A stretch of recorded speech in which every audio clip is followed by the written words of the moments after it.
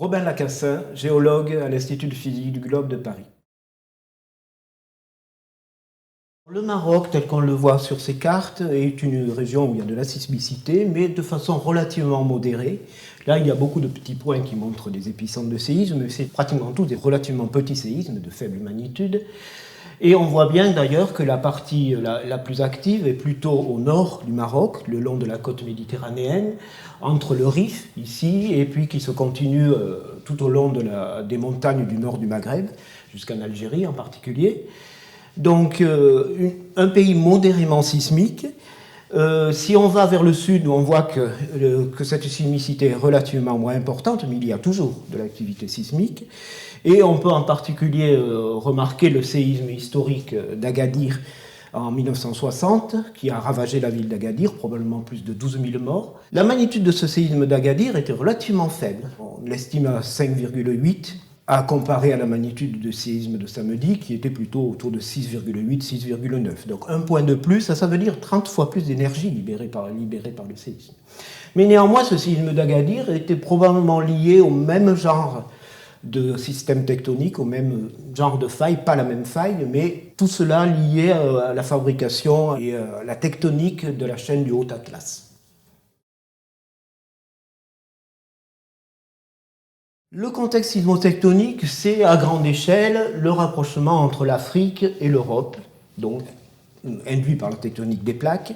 Au niveau de la Méditerranée occidentale, tel qu'ici, ce rapprochement se fait à des vitesses relativement lentes pour l'échelle de la tectonique, à peu près 4 mm par an entre l'Afrique et l'Europe, 4 mm qu'il faut distribuer sur beaucoup de zones qui se déforment, mais beaucoup plus, comme je l'ai dit déjà, au niveau de la Méditerranée, par exemple au niveau de Gibraltar, de la mer d'Alboran ici.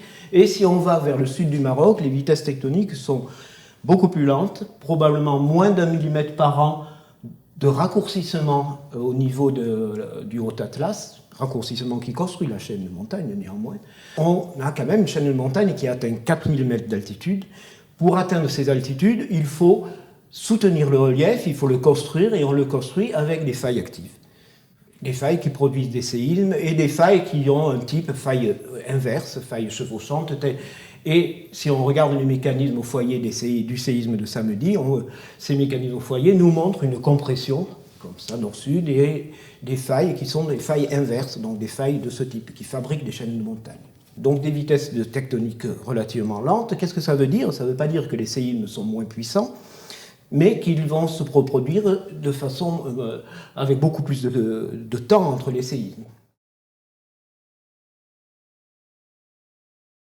On est là dans un séisme du type un peu intraplaque, c'est-à-dire une certaine distance des limites de plaque, donc une zone qui se déforme lentement. Donc c'est des zones qui sont relativement mal connues au niveau du fonctionnement des failles, au niveau des mécanismes des séismes et au niveau du risque sismique. Donc chaque fois qu'on a un séisme dans ce genre de contexte, on apprend des choses sur ces questions-là. Ça va aussi nous aider à mieux comprendre les séismes du type chevauchement, tel que je l'ai dit, donc des failles qui fabriquent des montagnes, car on a relativement peu d'exemples de par le monde, il y en a d'autres. On peut se rappeler le séisme d'El Asdam en Algérie, qui était de ce type, et qui nous a énormément appris sur le fonctionnement de ces failles.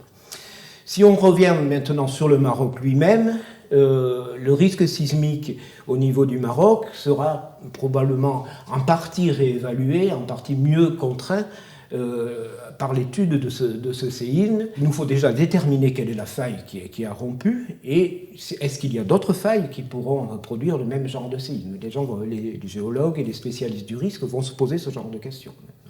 Donc pour étudier ce genre de séisme, on a déjà la sismologie qui nous a donné les premiers résultats, et très rapidement, car les données arrivent en ligne immédiatement.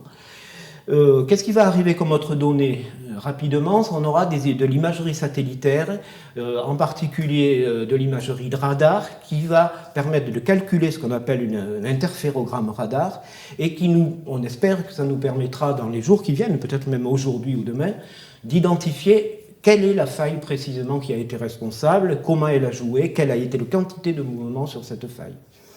D'autres données satellitaires ensuite, et il sera bien d'aller sur le terrain, que des géologues aillent sur le terrain pour observer est-ce qu'il y a eu des ruptures de surface, est-ce que la faille est arrivée en surface et a rompu la surface.